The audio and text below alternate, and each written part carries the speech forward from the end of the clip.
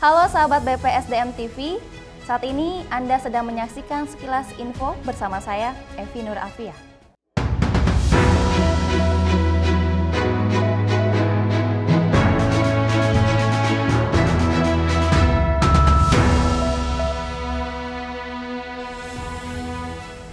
Kepala Badan Pengembangan Sumber Daya Manusia BPSDM Kementerian Dalam Negeri Teguh Setiabudi menegaskan bahwa peran sekretaris dalam suatu organisasi daerah sangatlah penting. Keberhasilan suatu daerah tergantung bagaimana kinerja seorang sekretaris. Berikut informasinya untuk Anda. Sekretaris daerah bukanlah jabatan yang enteng. Ia juga bertanggung jawab atas segala pekerjaan kepala daerah, bertanggung jawab menyelenggarakan dan melaksanakan organisasi, bertanggung jawab terkait pengelolaan keuangan, hingga pengelolaan barang milik daerah demi tercapainya tujuan organisasi dengan baik. Betul, jadi seorang sekretaris perangkat daerah itu memegang peran yang sangat strategis dalam menunjang keberhasilan kinerja perangkat daerahnya. Sukses tidaknya perangkat daerah atau organisasi perangkat daerah itu juga akan sangat banyak ditentukan oleh sekretaris. Kenapa? Karena dia itu menjadi penanggung jawab terkait banyak hal. Bagaimana masalah perencanaan suatu program, kemudian bagaimana terkait masalah penganggarannya, masalah kemudian bagaimana dia menjadi support, menservis layanan terhadap pelaksanaan kegiatan-kegiatan yang ada di organisasi perangkat daerah tersebut.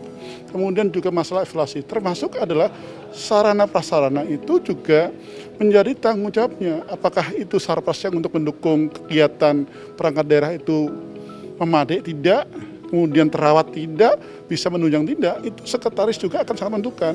Juga terkait masalah bagaimana masalah kehumasannya, bagaimana suatu keprotokolan dilaksanakan di unit kerja, itu juga menjadi tanggung jawab si sekretaris perangkat daerah. Jadi sekali lagi dia menjadi motor penggerak.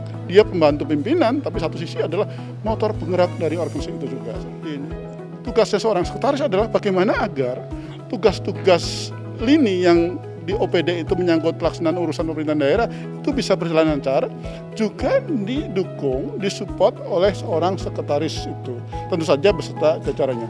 Jadi sekali lagi seorang sekretaris perangkat daerah dia akan banyak menentukan berhasil tidaknya pelaksanaan kegiatan-kegiatan di suatu perangkat daerah, tetapi tentu saja di bawah koordinasi pimpinan dari kepala perangkat daerah itu. Menurutnya, peran sekretaris daerah juga sudah diatur dalam Undang-Undang Nomor 23 Tahun 2014 tentang Pemerintah Daerah, bahwa kepala daerah dibantu oleh perangkat daerah yang terdiri dari unsur staf, unsur pelaksana, dan unsur penunjang. Unsur staf tersebut diwadahi dalam sekretaris daerah. Dengan adanya kegiatan ini, mudah-mudahan kita selaku sekretaris di OPD bisa menambah hasanah, ilmu, maupun berbagi pengalaman, share experience, sharing kepada sama sekretaris. Mudah-mudahan ke depan kami setelah kegiatan ini, kami lebih berdaya lagi, lebih berguna lagi buat OPD kami masing-masing khususnya. Demikian, Pak. Selama ini ada kendala kamu? Banyak sih kendala sebetulnya. Kendala-kendala itu baik itu datang dari internal kami maupun dari eksternal. Nah, cuman dengan adanya kegiatan ini mudah-mudahan kendala kami baik itu dari internal maupun eksternal bisa kami minimalisir dengan kegiatan ilmu, sharing pengalaman di kegiatan ini. Terima kasih. Saimona Pardano selaku pengembang teknologi pembelajaran ahli media pada Pusat Pengembangan Kompetensi Pemerintah Dalam Negeri menambahkan ada beberapa materi yang menarik dalam kegiatan ini. Nantinya, para peserta mendapat materi pembinaan dan pengawasan sekretaris daerah terkait pengelolaan keuangan daerah dan pengelolaan barang milik daerah. Diklat ini dilaksanakan selama 5 hari, mulai hari ini hari Senin dan insya Allah berakhir pada hari Sabtu yang akan datang. Jadi secara teknis pelaksanaannya tadi baru saja dibuka oleh Pak Kaban dan besok materinya secara berurutan, mulai dari Building Learning Commitment atau BLC, kemudian overview karakter kebangsaan Indonesia hingga berakhir insya Allah pada hari Sabtu dengan materi pembinaan dan pengawasan penyelenggaraan pemerintahan daerah. Materinya terkait dengan pembinaan dan pengawasan penyelenggaraan pemerintahan daerah, kemudian terkait dengan pengelolaan keuangan daerah, pengelolaan barang milik daerah, pelaksanaan pengadaan barang dan jasa milik pemerintah, kemudian ada juga materi dari Kementerian Menpan terkait dengan peralihan dari jabatan administrasi menjadi jabatan fungsional, serta dari Kementerian Informasi dan Teknologi dengan materi e-government atau pemanfaatan teknologi dalam penyelenggaraan pemerintahan. Badan Pengembangan Sumber Daya Manusia BPSDM Kementerian Dalam Negeri menggelar Diklat Penyusunan Dokumen Rencana Pembangunan Jangka Menengah Daerah Angkatan 2 di Hotel Harper Cawang, Jakarta Timur pada 11 Oktober 2021. Berikut informasinya. Bapak dan Ibu menyusun RPJMD, bicara mengenai pembangunan daerah tidak bisa dari kacamata pemerintah saja. Dalam sambutannya, Kepala BPSDM Kementerian Dalam Negeri Teguh Setiabudi mengungkapkan, kegiatan ini bertujuan untuk meningkatkan dan pengembangan kualitas SDM aparatur di lingkungan pemerintah, provinsi, dan juga kabupaten atau kota. Terkait pengembangan kapasitas SDM, aparatur merupakan subjek yang harus terus secara kontinu ditingkatkan kapasitasnya dalam berbagai kondisi.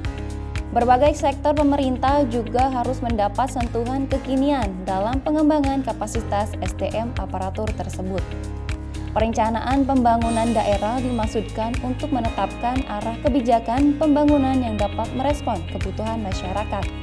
Arah kebijakan daerah tersebut dikemas dalam dokumen perencanaan pembangunan dengan mencermati dinamika pertumbuhan ekonomi daerah setempat. Menteri Dalam Negeri mengeluarkan Aturan Nomor 86 Tahun 2017 tentang tahapan, tata cara penyusunan, pengendalian, dan evaluasi pelaksana perencanaan pembangunan daerah. Memberikan pedoman rinci tentang penyusunan dokumen perencanaan, diantaranya RKPD dan juga Rencana Kerja SKPD, lebih ditekankan berbasis pada sistem e-planning. Terkait penyelenggaraan diklat ini sungguh sangat penting ya, sangat strategis.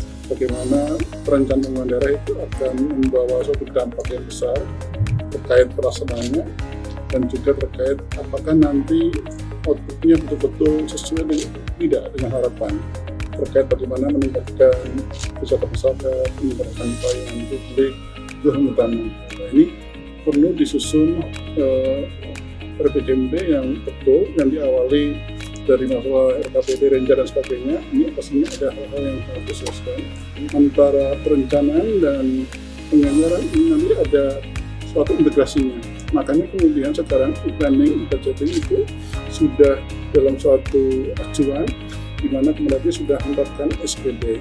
Sistem e-planning merupakan sebuah teknologi yang menjadi tuntutan pada era digitalisasi seperti saat ini. Melalui sistem e-planning diharapkan adanya keterkaitan, keterpaduan, dan kesinambungan proses perencanaan pembangunan. Dalam jangka panjang, visi pembangunan nasional adalah membentuk Indonesia yang mandiri, maju, adil, dan makmur. Visi tersebut dijabarkan ke dalam rencana 5 tahun RPJMN. Selain itu, e-planning memiliki banyak kelebihan, salah satunya dapat diakses secara online maupun offline, dan mampu menjaga kesesuaian antara RKPD dengan RPJMD. Tentunya dengan ikutnya kami dalam pelatihan ini, apalagi kami pada tahun 2022 nanti telah berakhir masa RPJM kami, sehingga untuk penyusunan RPJM ke depan kami lebih siap. RPJM kami lebih matang dan terakhir lebih bermanfaat bagi daerah kami. Jadi semoga yang sekarang ini kan kita bisa mengikuti modernisasi dari secara masuk ke aplikasinya dan sesuai dengan apa yang kami harapkan di daerah agar akuntabilitas dan tujuan dari daerah masing-masing bisa tercapai di dalam pencapaian laporan keuangan yang diinginkan oleh daerah masing-masing.